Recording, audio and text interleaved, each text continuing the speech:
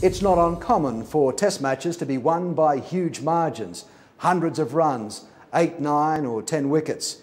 Very few go right down to the wire. There were Australia's 2 tied tests, one against India, the other against the West Indies.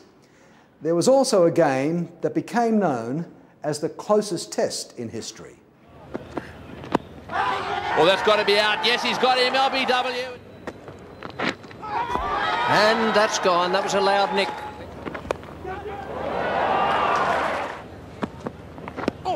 Shouts of catch it. Desmond Haynes has done it. Border walks. He doesn't even wait for the decision. And it's gone onto the stumps. Big shout then he's been given. We still needed to make 180 odd, and that was still quite a big score for that game. It wasn't a big scoring test match, so we had our work cut out, but we were never in the hunt really. I think we were 8 for 80 at one stage in Maplaya, so we needed 100 runs with 2 wickets left, so we were right out of the game. It's Tim May's birthday today. It's not quite the situation that he would have liked to have been in at the start of the day.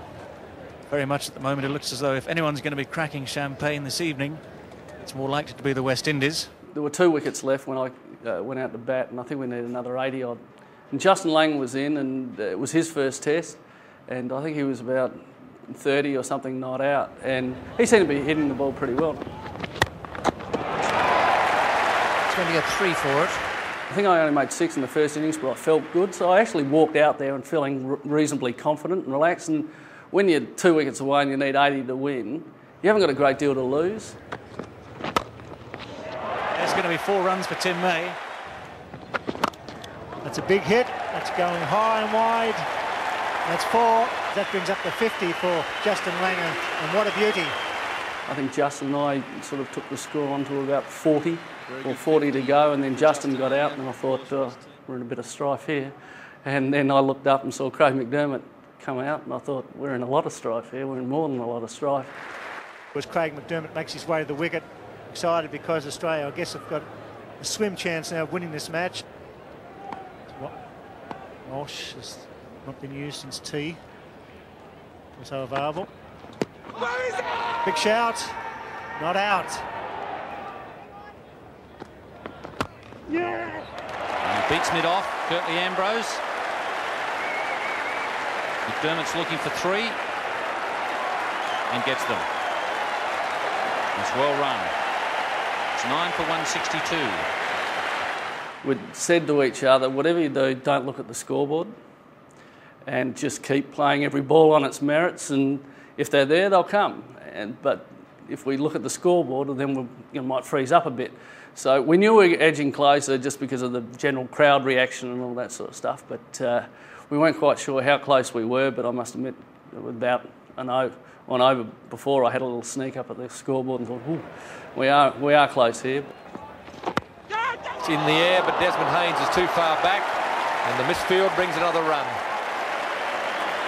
9 for 177. You always think it's nerve-wracking for the people out in the field, but I think it's worse for the other players watching from afar.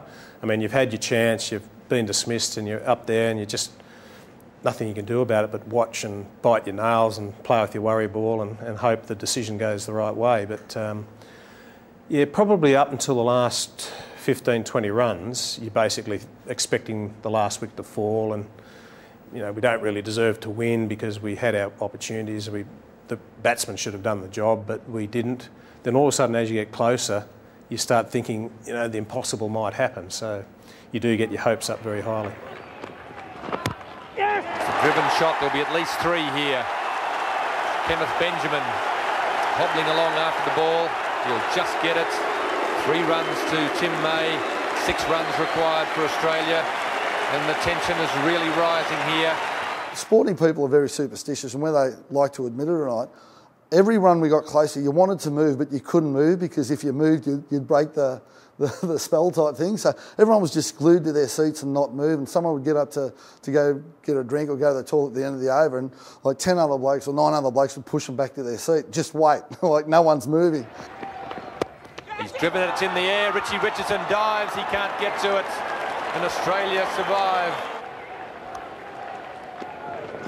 Short one again, it's in the air, but Desmond Haynes is in the wrong position. Will they go back for the tying run? No, they don't. 184, 1 run away from a tie. We only need 2 runs to win, or 1 run to tie, and even a tie would have meant we couldn't have lost the series.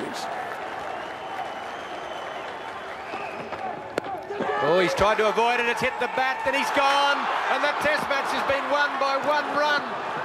I can't believe it. The West Indians are delighted. Craig McDermott is so disappointed. It's been a magnificent effort by both sides here today. Courtney Walsh is absolutely delighted. The Australian dressing room will be decimated. I've been in a few sort of dressing rooms where we've lost cricket matches and it's, you know, like a mortuary and everyone's really down the dumps. But that particular one, we knew we'd had a great opportunity to beat the West Indies in a test series and to go sort of agonisingly close, and a little bit of a controversial decision to end the match just made it a real tough pill to swallow. And the West Indian players have had so much frustration today trying to bowl the Australians out for less than 185 runs. They've done it by exactly 1 run.